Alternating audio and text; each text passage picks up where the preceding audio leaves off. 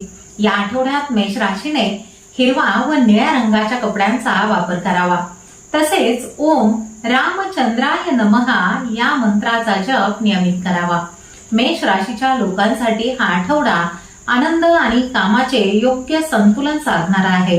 तुम्हाला तुमच्या प्रिय व्यक्तीसोबत खूप चांगला वेळ घालवता येईल आणि तुमच्या नात्यात अधिक गोडवा वाढेल। कामाच्या ठिकाणी अचानक काही बदल झाल्यामुळे तुमचे काही नियोजित काम पुढे ढकलले जाऊ शकते। विद्यार्थ्यांना हा काळ खूप अनुकूल आहे, तसेच त्यांची कामगिरी अधिक चांगली होईल।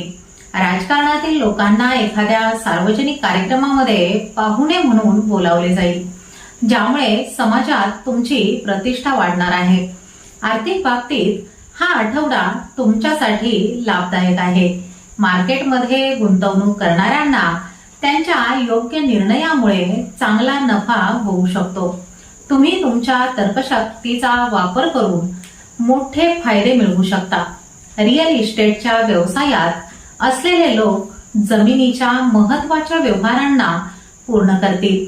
तसेच काही नवीन कामांना सुरुवात नक्कीच होईल, ज्यामुळे भविष्यात चांगले परिणाम दिसतील। या आठवड्यात तुमच्या आरोग्याची काळजी घेणे खूप महत्त्वाचे आहे।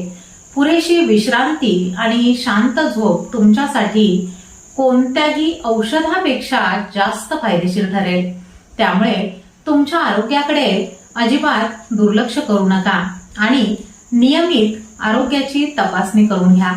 कामाचा ताण असला तरी स्वतःसाठी थोडासा वेळ काढणे खूप आवश्यक आहे।